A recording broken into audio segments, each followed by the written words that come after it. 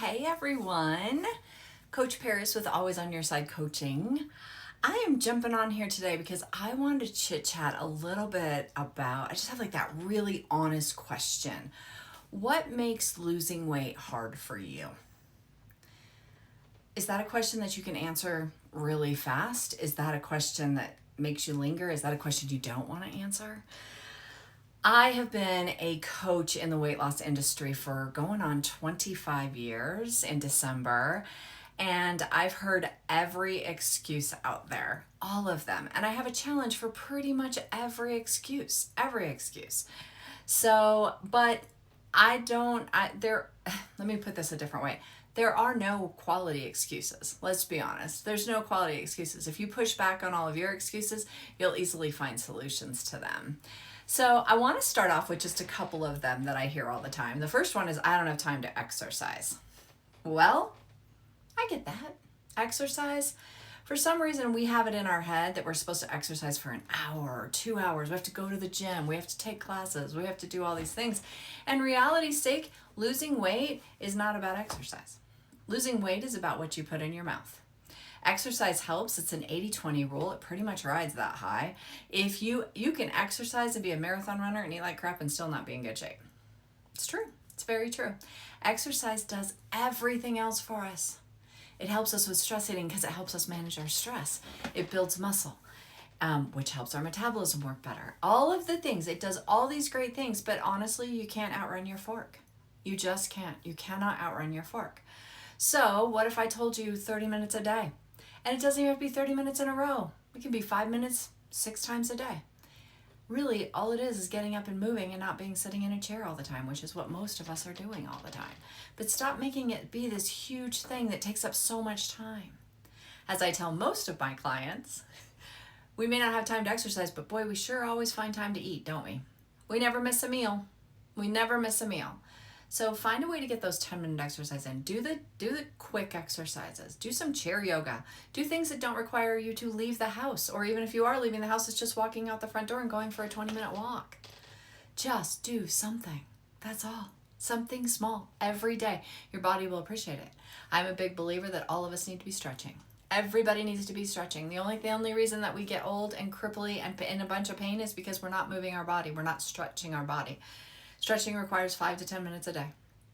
Let's do it. Next one is healthy eating is too expensive. I'm over this one. I'm over this one. Do you know how much doctor's appointments cost? Do you know how much healthcare in the long run will cost you? Do you know how much macaroni and cheese costs as opposed to buying an apple? The thing is junk food makes us hungry, so we eat more of it. So at the end of the day, it all costs the same. Up next, it's too much work to prep and plan. I'm probably the worst one to say that to because I believe that prepping and planning is how you're successful. But in all honesty, I also think that we set ourselves up for failure with that because we think it has to be this big, gigantic thing. We're a football family. We love football at this house. And Sundays, we're home. We watch football. We do it all day. You know what else is happening? There's crock pots going. There is... I have 3 or 4 crock pots going at a weekend. It's just my way of prepping and planning. I try to plan for the whole month. That's not realistic for a lot of people.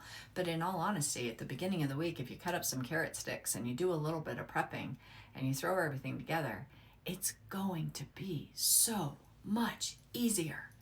We have decision fatigue. I don't want to hear every night, what are we having for dinner? I've been planning meals for 35 years. Actually, probably longer than that. And so everybody knows what's for dinner. Just look at the calendar. It's what's for dinner. If you're putting things on your calendar, on your prepping and your planning list, and you're putting those things on there and you don't like them, then of course you're going to end up ordering pizza, right? Make my calendar, my menu plan for the month looks like somebody that is not eating for good health and wellness. But that's because I've learned how to cook things light and easy, but we can still have fried chicken if we want it. We can still have pizza if we want it. We can fit all those things in. We just figured out how to make them a little healthier or a little less. Half portions. My family won't eat healthy food. I have a hard time with this one. We're willing to feed our children and our family in general bad food. No. Everybody in the house needs to eat healthy. Everybody in the house needs to eat healthy. Let them participate. Let them be honest and tell you, I hate broccoli. That's me. I hate broccoli. I don't like broccoli. Okay, let's find you something else. You know? And also stop walking around saying we're all on a diet or we all have to eat healthy. Just feed them good food. If we don't start them out with crap, then they don't know what crap tastes like. Feed them good food and feed them portion control. We need to teach our families, we need to teach our children portion control. We all live in a world of Sam's Club and Costco and giant bags of chips, and they just grab the bag of chips and go sit on the couch. They don't know what a portion is. That's what happened to us. We didn't know what a portion was. If it wasn't in a 100-calorie pack, we didn't know what we were eating. Let's see, what else do I have on this list? I'm too tired to work out. Never too tired to eat. Never too tired to eat. The best thing about working out, it gives you energy. Don't plan your workout for the end of the day if you know you're going to be tired. Make sure you're getting good sleep and get up in the morning. 10 minutes. 10 minutes in the morning, 10 minutes at lunch, 10 minutes after work. Or just figuring it out. Don't set yourself up for failure when you know that when you get home from work, all you're going to do is make dinner and crash on the couch.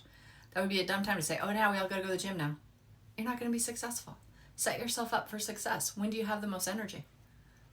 When are you doing the best? When's the most stressful part of your day?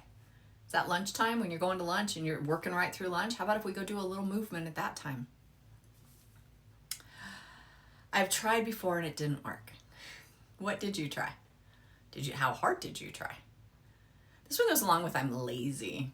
No one's lazy. You do all the other things. You get everything else done that you need to get done in your day. You may have a doctorate. You may have a job that's really important and you're not too lazy to do those things. We just have a hard time taking care of ourselves. I was trying to see if I have any other ones. Oh, this is my favorite one, and I'll end with this one, and then I want to just kind of go into a few things. I would love to hear in the comments what your best excuse is. I call everything excuses. Reasons. Your reasons are your excuses as well. It's just an easy way for you to do it. This one just cracks me up, and I just love it, and I haven't heard it for a little while, but I just love too much. I love food too much. Amen. None of us got in this situation because we didn't like food, right? I lost 65 pounds 25 years ago, and I've kept it off since. My body's changed over the years. My story is all about metabolic syndrome and hormone imbalance as I got older. All of those happened. I still haven't gained 65 pounds back. I flip and flop between this extra 5, and then I can lose it, and then I can't lose it, and it's back and forth, but I still have at least 60 pounds gone. Sometimes I have 70 pounds gone. The thing is I love food.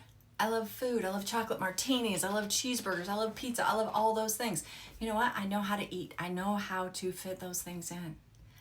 I would never tell you can't have cheese anymore. You can't have bread. Maybe you don't like either one of those things.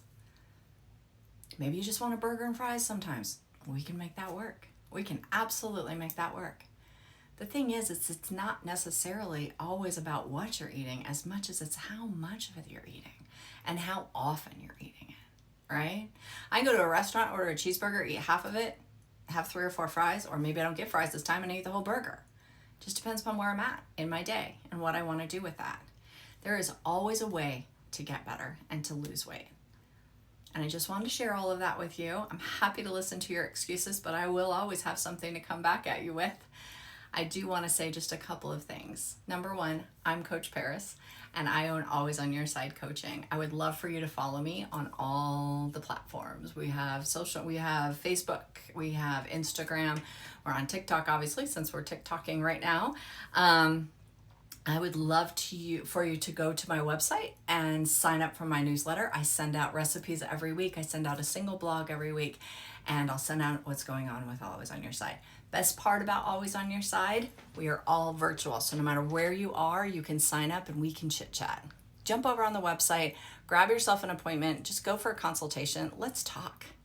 All right, I'm Coach Paris. Have the best day. I hope you made it all the way to the end of this. And if you did, give me a thumbs up. I want to hear it. Make sure you're following us and make sure that you sign up for my newsletter. AlwaysOnYourSideCoaching.com. Have the best day.